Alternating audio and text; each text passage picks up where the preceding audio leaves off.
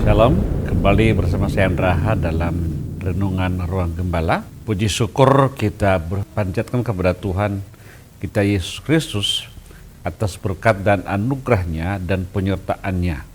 Sehingga kali ini kita dapat bersama-sama kembali untuk menyaksikan tentang analisis teologis dan historis Jemaat Pergamus dalam kitab Wahyu pasal 2 ayat 12 sampai yang ke-17.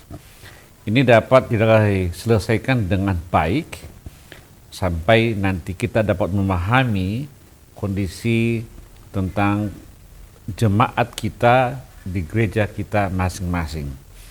Nah, dalam kesempatan ini tentunya saya menyampaikan tentang bagaimana kehidupan jemaat Pergamus. Saudara-saudara yang dikasihi Tuhan, hari ini kita kembali belajar dari salah satu dari 7 jemaat yang ditegur dan dinasihati oleh Tuhan Yesus sendiri, yaitu jemaat di Pergamus.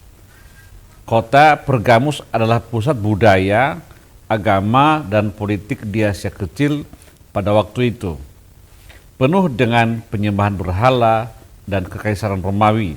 Yesus menyebut kota itu sebagai tempat takhta iblis, yang nanti diambil dari ayat 13-nya. Di tengah-tengah situasi seperti itu, Tuhan menyampaikan pesan penting bagi gerejanya. Yesus tahu di mana mereka tinggal, di tempat yang penuh dengan pencobaan, tekanan, dan kompromi moral. Tapi Tuhan memuji mereka karena tetap memegang namanya dan tidak menyangkal iman. Bahkan ketika ada yang harus mati karena iman seperti Antipas, yaitu saksi Tuhan. Saudara, dalam nama Tuhan Yesus kita juga hidup di zaman yang penuh kompromi. Apakah kita tetap setia mempertahankan iman kita meskipun lingkungan sekitar mendorong kita untuk melepaskannya? Saya di sini menggarisbawahi tentang bagaimana jemaat yang kompromi, dan tentunya kita berharap jangan ada satupun jemaat yang kompromi dengan yang disebut dosa.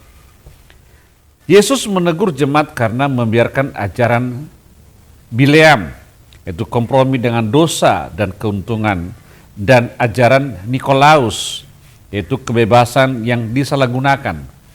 Jemaat mulai membiarkan pengaruh yang merusak pertumbuhan iman di tengah-tengah mereka.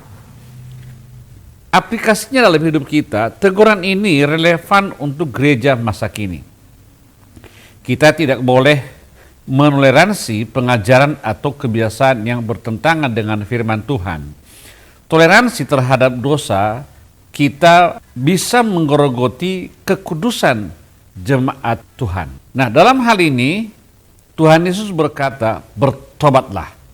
Jika tidak, Dia sendiri akan datang dan memerangi mereka dengan pedang dari mulutnya, yaitu firman Tuhan. Ini adalah peringatan bahwa Tuhan menginginkan kekudusan dan kemurnian dalam jemaatnya.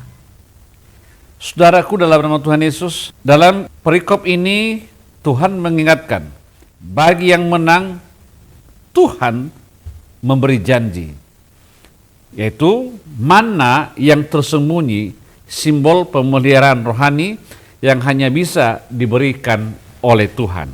Yang kedua, batu putih dengan nama baru, yaitu lambang penerimaan pengakuan pribadi dan identitas baru dalam Kristus. Aplikasinya, Tuhan tidak hanya menegur, tetapi juga memberi harapan. Bagi mereka yang setia dan bertobat, tersedia hadiah kekal yang penuh makna dan penghiburan. Saudara-saudara, di bagian mana dalam hidup saya dan saudara sedang tergoda untuk kompromi? Apa yang Tuhan sedang ingin ubah dalam diri kita sebagai bagian dari jemaatnya? Saya berdoa, Tuhan Yesus, berikan kami keberanian untuk tetap setia kepadamu di tengah dunia yang gelap ini. Tunjukkan kepada kami di mana kami perlu bertobat, dan pimpin kami agar menjadi jemaat yang kudus dan berkenan kepadamu.